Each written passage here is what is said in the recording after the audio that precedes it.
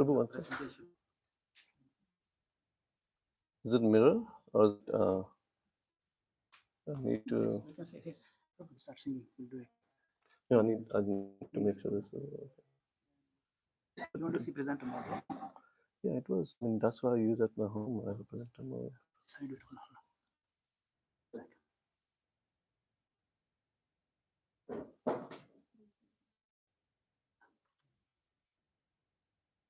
Please presenter mode. Too small. This is it. Slideshow.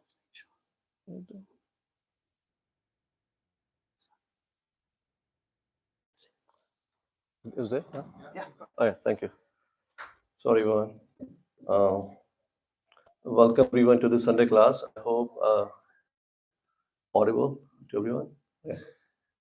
So yeah, this is my first time sitting here, so I'm nervous. Like I talk a lot, but sitting here is a different bring gravity to the role which I'm trying to execute here. So yeah, I've been in temple for a long time, but this is the first time sitting on this asana and kind of sharing what I think I know a little bit with you guys. So this is something which for several years, like I've been asked to do this, but I have never actually said yes for a few reasons. First of all, I don't think I know anything which is beneficial for anyone out here. Everyone knows already what I know. So I've been just telling Neelmani Prabhu like, no. And finally, he kind of 2 days ago, which was a long time notice for me, he told me, Prabhu, can you give this class on Sunday? And I'm like, my first next was like, no, what are you talking about? Because I was so happy for so many years that he stopped coming to me for class. I was like, what happened? Like this thing happened. I was looking at those, websites, Google, if there was some breaking news, like something going on, which I not know why this is going on. So he's like, yeah, the topic is going to be devotion service, and I'm like, oh wow, this is like some kind of like like a hook on me because I cannot say no to the topic because it's devotion service. So maybe he's trying to think that maybe I'm thinking it this wrong way that I should be taking this speaking engagement as something for myself to learn versus like trying to teach other people because devotion service is for me, not for everyone else, right? So if you can get benefit from this class, then that will solve the purpose. So then I'm like, okay, I will do it. But I'm like, I can't really sing because I have such a bad voice. I cannot even save my life on singing. And I don't know how to recite shlokas. So I'm like, what will I do? So he's like, yeah, just talk whatever you can talk. He pretty, at that point pretty gave up on me. He's like, yeah, just do whatever you want to do.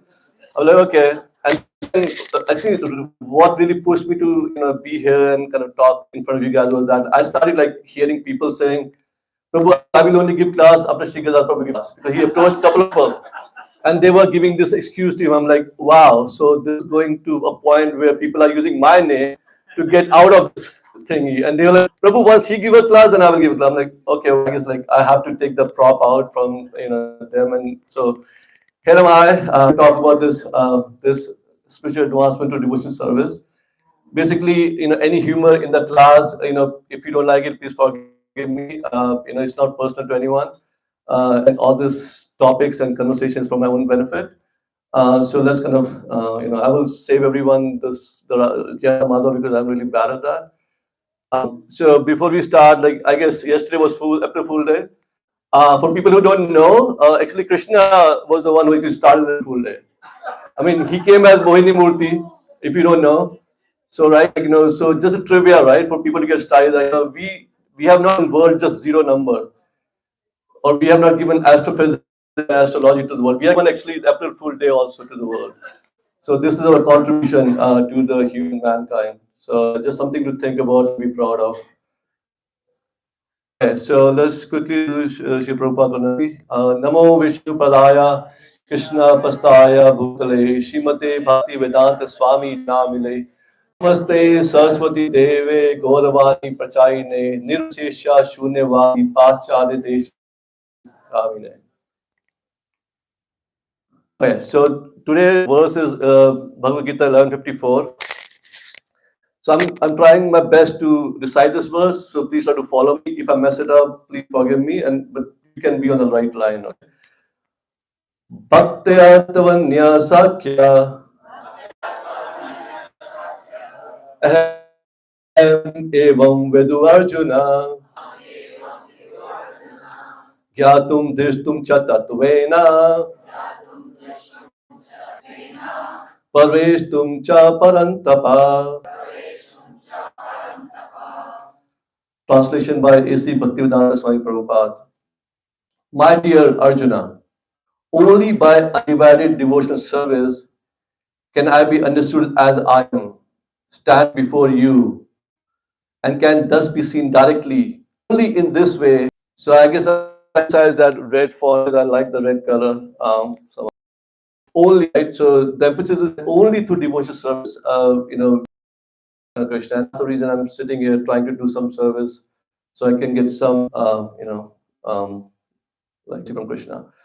So basically, in this purport, like if you look at the purport, like it's a long purport, but the essence, like Bhaktivedanta Swami Prabhupada talks about, Krishna can be understood only by the process of undivided devotional service. So that's he is very clear on that. So we all know there's 9 process of devotional service that we call Navta Bhakti. This is given by Srila Prahlad in the Bhagavatam chapter 7. So basically, those are Sharanam, Kirtanam, Vishnu Smaranam, Pad Sevanam, Achanam, Vandanam, Dasyam, Sakyam, and Atam Nivedam. So if you look at the number 7, which basically is Dasyam, I feel like for us, because we are Das and Udas Naras, Das and Udas, that really applies to us, the Dasyam flavor. And I think that's what maps to the devotional service aspect. So if we focus on the Dasyam aspect, I think we can do really well with all the 9 processes because they are almost part of the Dasyam process. So the example of the epitome of Dasya, like that process of devotional service, the Dasya one, is actually Hanuman. And we had this Ram Navami function on Thursday. So little background here, so obviously Ram Navami is Lord Ram and Hanuman is, the loyal servant of Lord Ram. So when I was younger, that Lord Ram always attracted me, so he was my Ishtadev at one point before I came to Krishna consciousness. Because by extension, Lord Hanuman is actually Lord Ram's servant. Like I love Lord Hanuman for that reason.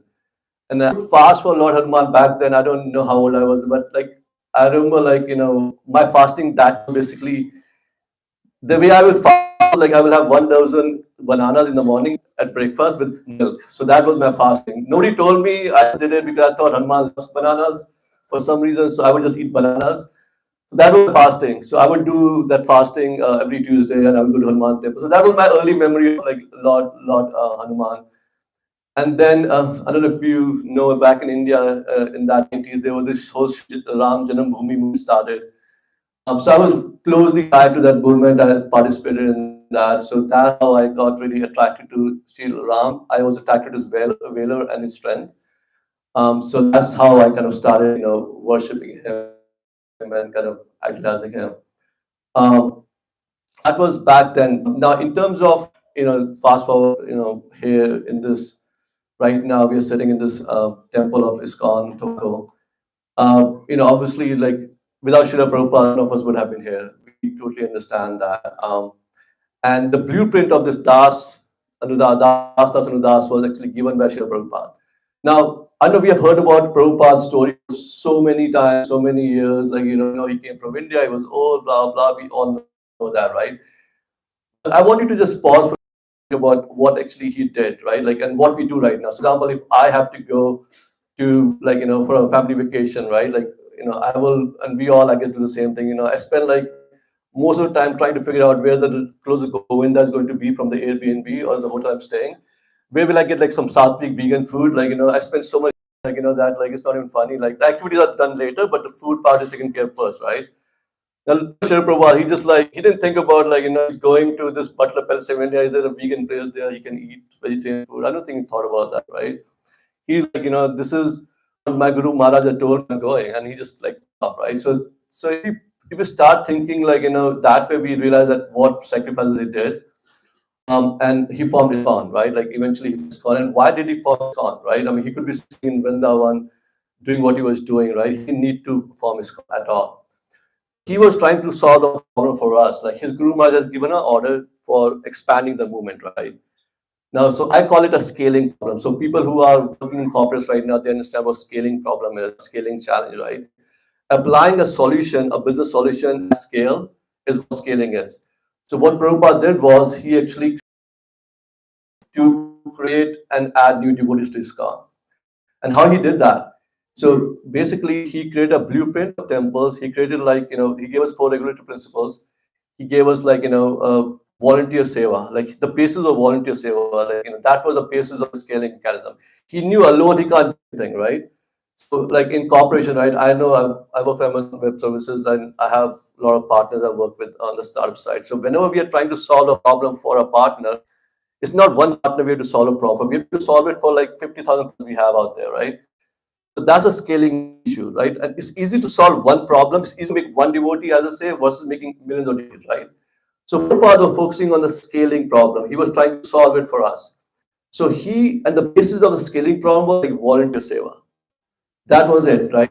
He didn't get any help from anyone else. He imbibed in everyone that attitude of service. And when you hear the stories about all the disciples, they even till now they are like giving their life to follow that seva attitude. I remember I was reading one of the so many Prabhupada's stories. One of the story was that Prabhupada was going from Bombay to Punjab. I may be getting the places wrong, but the essence is basically he was going from point A to point B, and then he just the train stopped at the station, and he told to his disciple, "Can you just get down to the station and make a temple here?" That was it.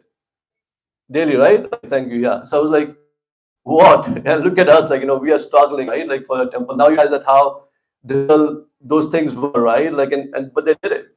So, and how they did it, because obviously Prabhupada's empowerment and also the devotional aspect, the service attitude, the voluntary attitude, right? They're going to say, Prabhupada, no, I cannot do it. Like I have a plane to catch. I'm going to LA tomorrow.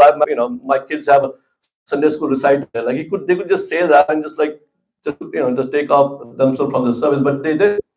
So I think that's what I want to emphasize, in this conversation, and it's a conversation, not a class. I want to emphasize that how important it is to kind of have that attitude, that value system.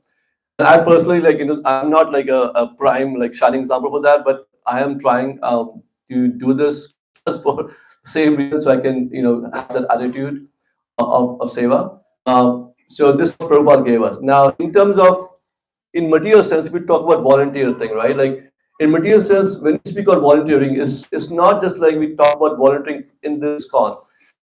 In outside world, volunteering is aspect of competitions, is aspect of school, colleges. People want volunteer work. People need volunteer credits, right? Basically, what it means is that you are trying to do something which is above and beyond your selfish needs. You are doing something for someone without expecting anything in return from them. That basically raises your consciousness a bit higher than what you already have. And this is not like spiritual aspect I'm talking about. This is even temple at this point. This is just like purely building a house from some home person, right? Because we are trained in this world to get something in return for whatever we do. If we do something without expecting anything in return, that makes us at a higher conscious level, right? So even that basic seva or volunteer work is so powerful that it kind of empowers you as an individual. And corporations, they realize that, right? So all the corporations we work, the bigger ones especially, they have programs, a volunteer program where they encourage people to go out and do some seva, because they have seen that it helps in employee satisfaction, helps basically in hiring processes, it helps people be more productive. And at the end, the corporations, they know that bottom line is the most important thing, right? So they see the bottom line is increasing. So volunteer seva is so important, like even from a non-spiritual aspect. When we try to get that into our temple, right, or any Islam temple, we all are power volunteers, right? Everything we do here, like Mr. Gopal was talking about the fundraising we did, like in a month we raised like 550K. It's amazing. This is all done because of volunteers. It's not that one single person came, a monk came and said, okay, here, take $1 and just we are done. No, this is what volunteer seva is, and we all are doing it. So we should all pat ourselves in our back that this is an amazing thing we did for Prabhupada, that we were able to raise, and we are still doing it. Such a amount of money in such a little time. So by performing, and since our temple is basically built on volunteers, we call it Seva.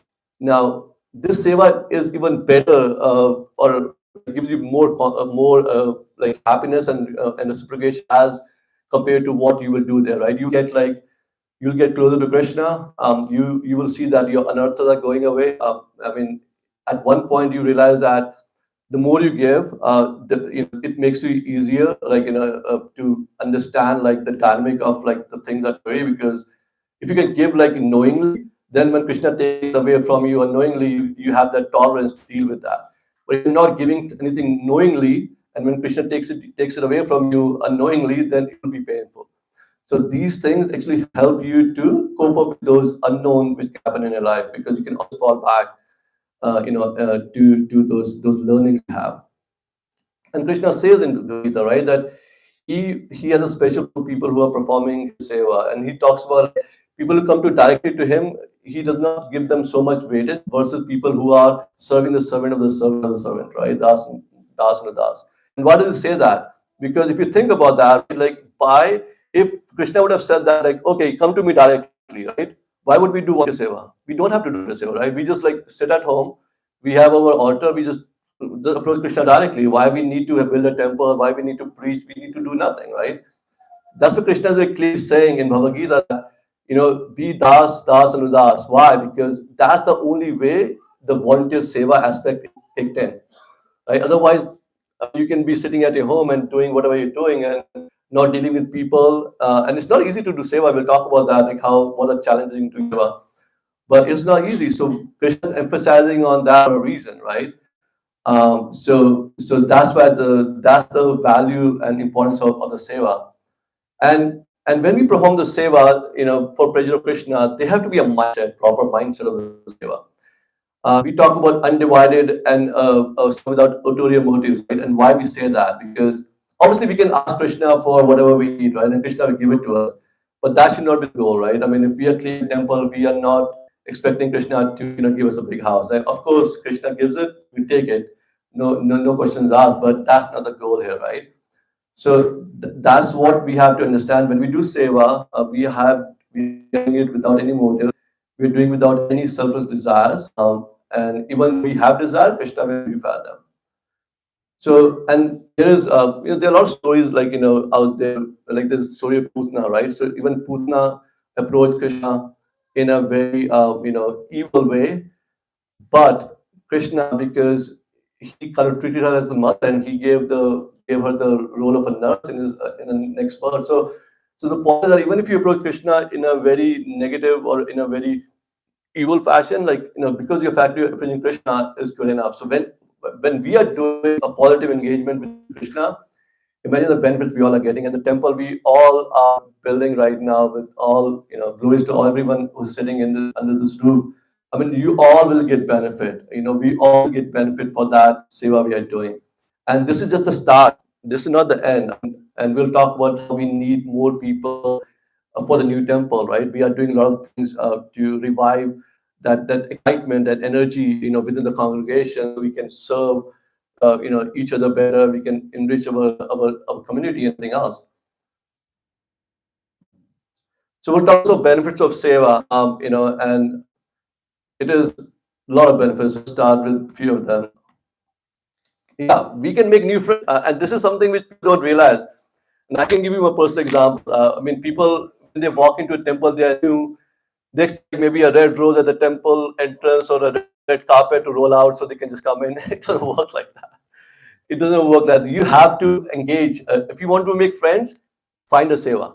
When you do a seva, you will make friends. And when Prema and we started coming to Tobacco Temple back 2000, we got married in November, 2006. So we started coming around 2006. So then we were like so lonely, and we would be like, oh, these people are so rude. No one talks to us because they have their own groups. They are just like sitting and eating on their own group, And for a year we were so miserable. We were like we didn't even like coming to temple anymore. And then somebody told us like, when you start part of the cooking team. So we started part of the cooking team.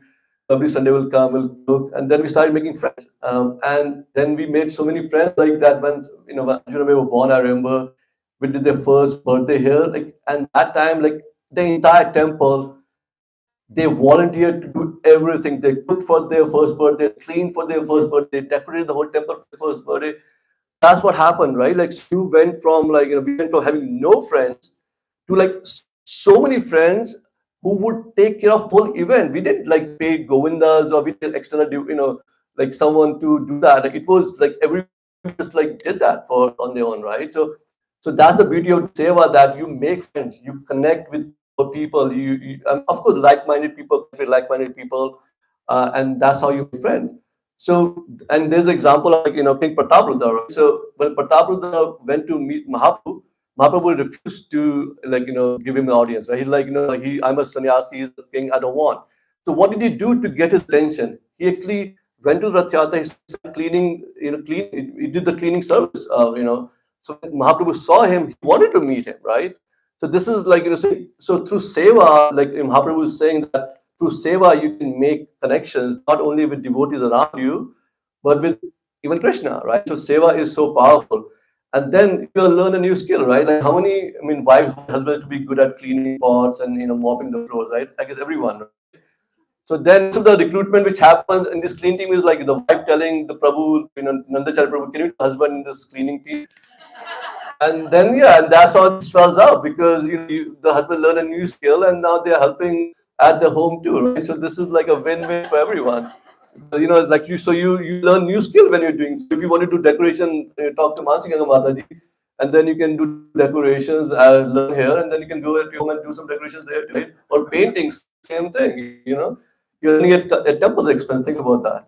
And you can screw up at the temple wall, but at home you will be better, right? So there's always some advantages for doing these things. And then also you can you can understand the community much better when you are part of the seva, right? And I've seen a lot of new people, devotees who came last few years. They are doing so much seva, and I know them now. At one I didn't even know them, because now they're doing seva. I know them personally. I know what they do. I know what jobs they have. So this is how seva benefits everyone out there. And there's a quote of Bhakti Siddhant Maharaj. He talks about that there's a greatest need, greatest mercy is given, right? So if you, for example, if somebody comes to your home and you give them water, of course it's a dharma thing to give water to someone. But if you're on a battlefield and you are like, your life is in danger, you're giving water to someone else, it becomes even more beneficial, like, in terms of that. So think about, apply this to what we're doing, like the temple here, right? So there was a need in this month for the temple fund. Right? Everyone chipped in. This is where the greatest need is or was, right? And so this is where they will get greatest mercy. When there's a greatest need, there's greatest mercy. So think about those things, like like tap into those opportunities you have out there, to do that. Other thing is, when you do seva, it fills your heart. It fills your heart so much that you may not need like any material gratification. As the example of Sudama, right? So when Sudama goes to Krishna, he has like obviously a lot of things he wants to ask Krishna. When he goes to Krishna, he sees love. He totally forgets to ask him, right? So his goal becomes just to be with Krishna. So a lot of things can happen. You get a higher purpose when you do seva. You can clean up your soul. You can also get discipline, right? I've seen like a lot of people, like I think everyone, like at least like people who are initiated here, like they have to do 16 at least, right? Hope they're doing every day. So 16 rounds they're doing every day, and then, it is basically what it does. It is basically helping all of us, like to regulate our mind, to regulate our time, right? How is it doing it? Because we know that we have to spend hour and a half, 2 hours to this seva, unless like we have a promise to make. So they will cut down on everything else. They will cut down on the TV or whatever other thing, but they will focus on that.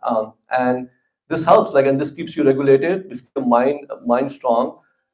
And also the other aspect is that, like, and it's just not seva we are doing. We are doing kirtan. We are doing out here who's following that. It's not easy task. In this age, it's not easy. So we should all pat ourselves on our back, because sometimes we think we don't encourage ourselves enough. I mean, everyone out here who's sitting here, like, and they need like they need to encourage themselves for what they're doing in this age, under the pressures we have right now, the work pressure, the home pressure, the social pressure, the material pressure, the fact that we all are doing this much.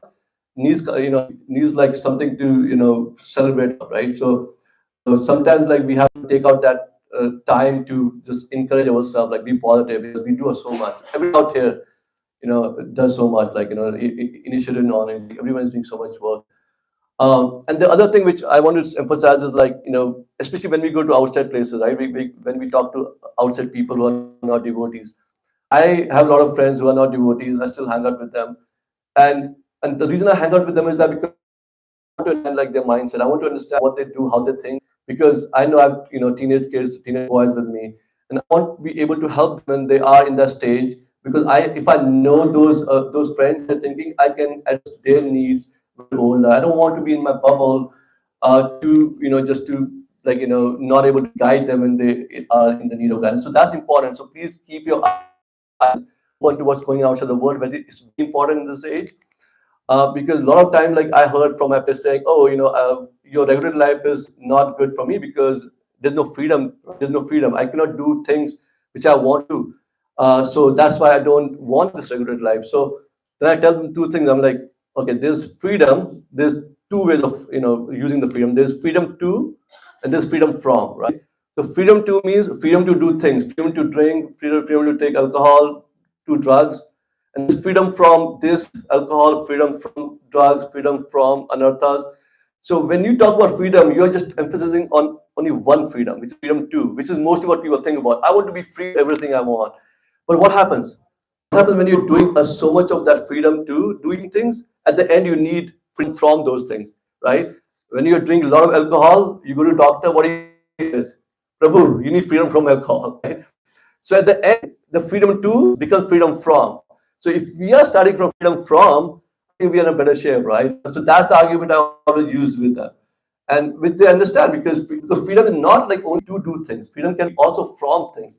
And the spiritual way of looking at things is what it teaches us, like freedom from lust, freedom from anger, freedom from anartha, from envy, freedom from jealousy, right? This is what taught to us, right?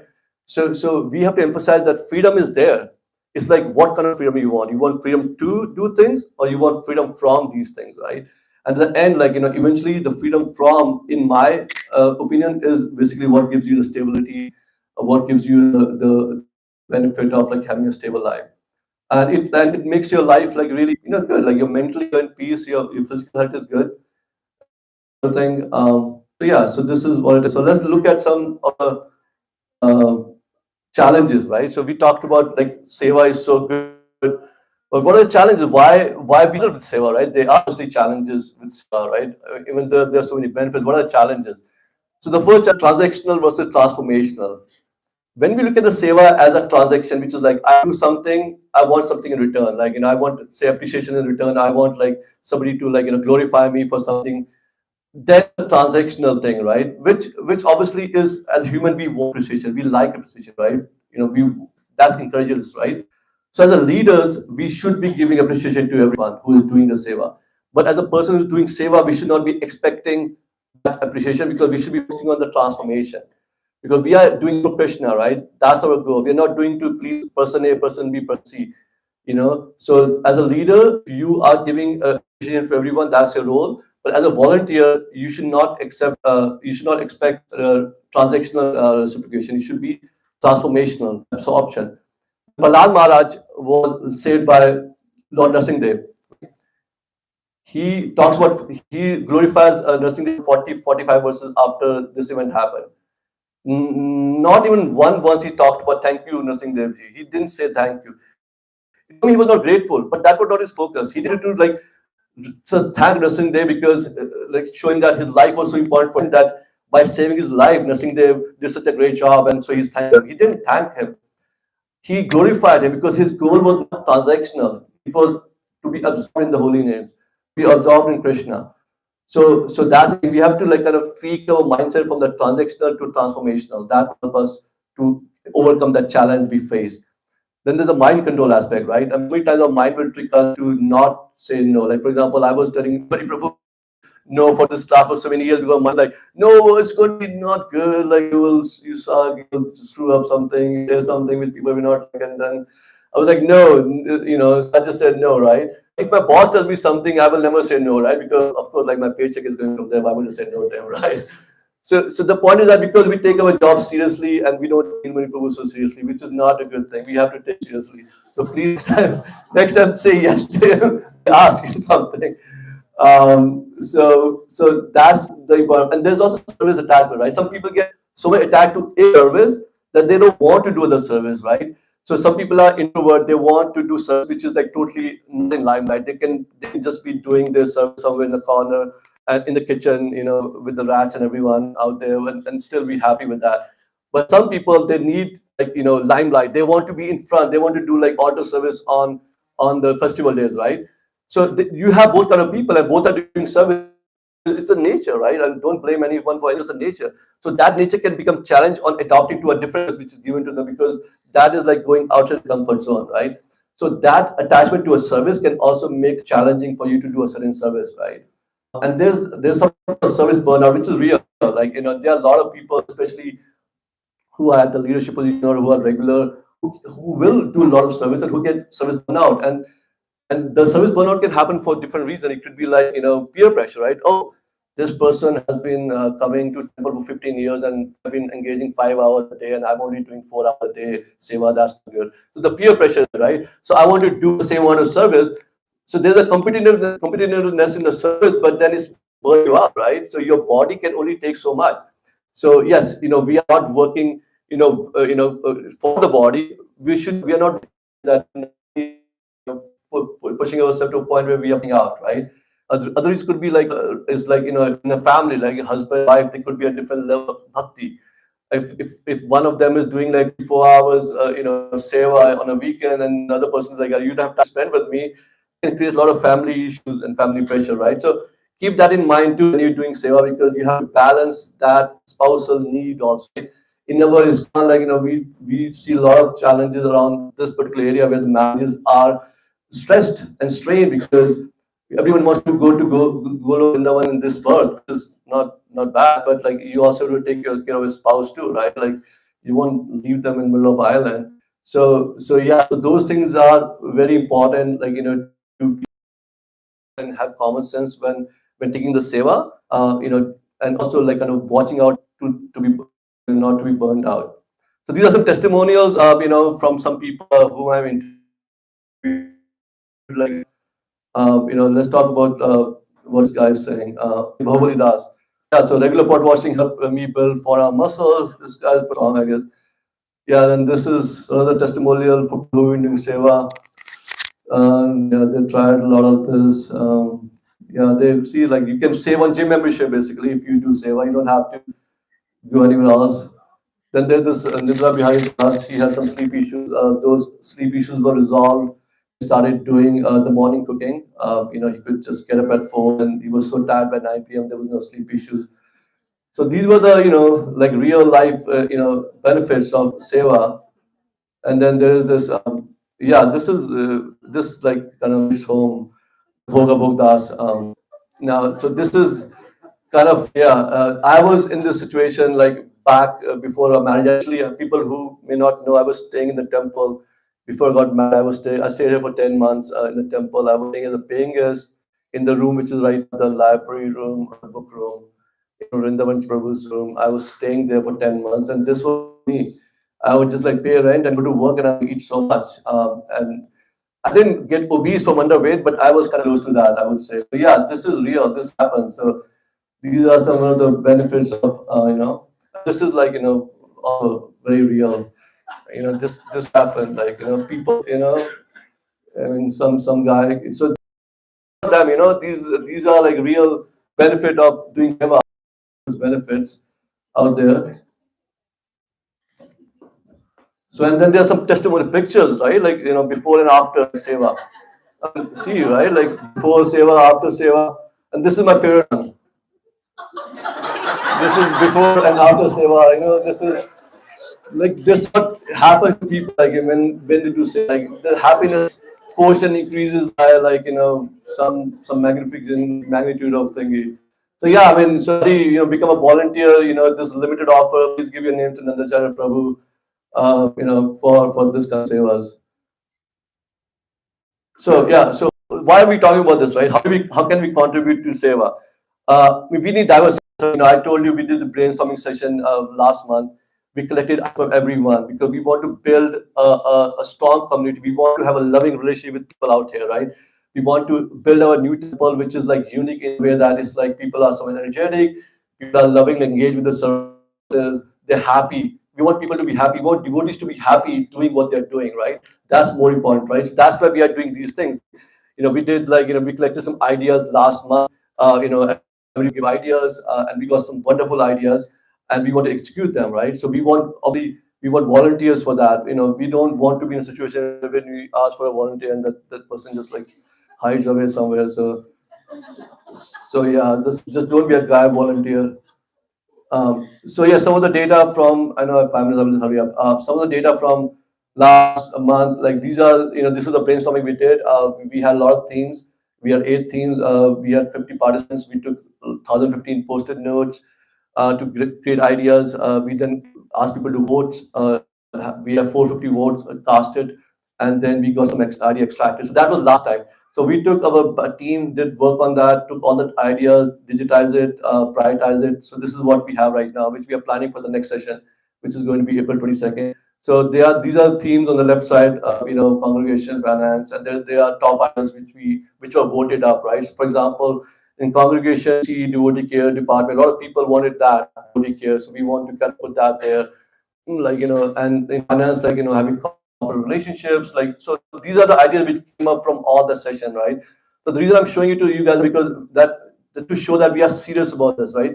This is not a one-off thing we want to do. This is not to please, like, that, we are doing it. No, we want to execute it now, right? So I want all the people here to volunteer for these things, right? Because this is our temple. We want to own this. We want to make it better. Like, we can talk about these things, that this is not working, that is not working, but we have power to make it work. We have power to make change the things, and that's what we are trying to do here. We're trying to involve everyone in a very democratic fashion to get the ideas, to prioritize the ideas, to give vote to the ideas, so we can do those things, right?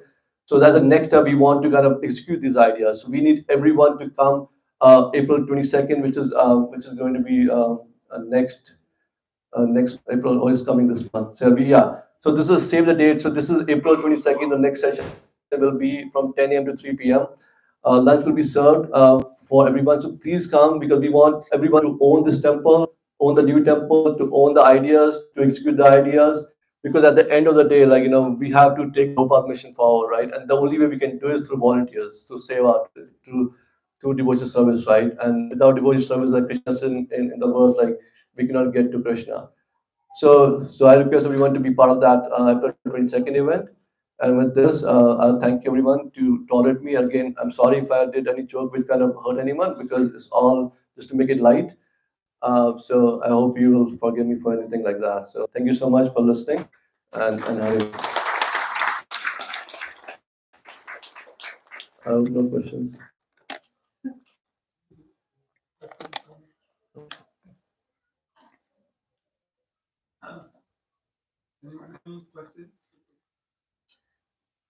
Yes, they don't. Okay. This is true. He said, when we go to Goloka Vrindavan, we should take our spouse. We should try. Yeah. Because at the end of the day, Prabhupada said, like, one thing which, sorry, Prabhupada said one thing which I always repeat, like, Prabhupada said, we all fly our own planes. So that's my favorite quote. So at the end of the day, we all have to fly our own planes. So please continue, bro. Prabhupada left his wife under for questionable circumstances. In my opinion, Yes.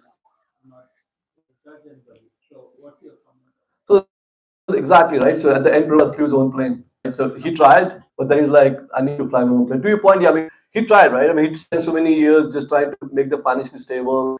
He worked, but then when he realized that, at some point you have to realize that, right? At some point you have to see that your spouse or your family is not kind of, is kind of holding you back, right?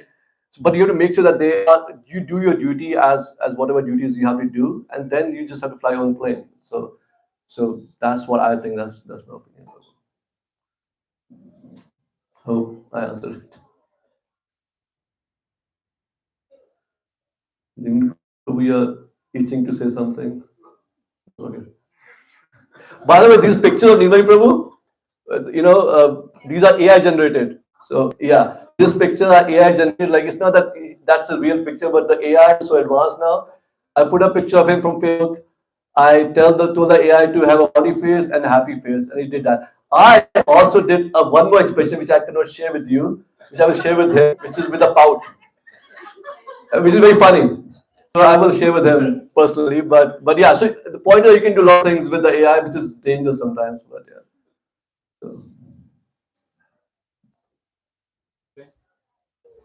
So, thank you so much.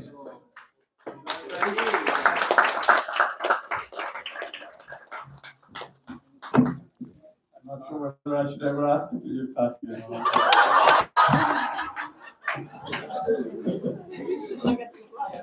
So, no. I'd like to thank you very much for getting out of his comfort zone and speaking to us all and very light, humorous, funny way and just talking to us about a very important subject. So I just second his request, requesting everybody to try and join on April 2nd, where we're doing this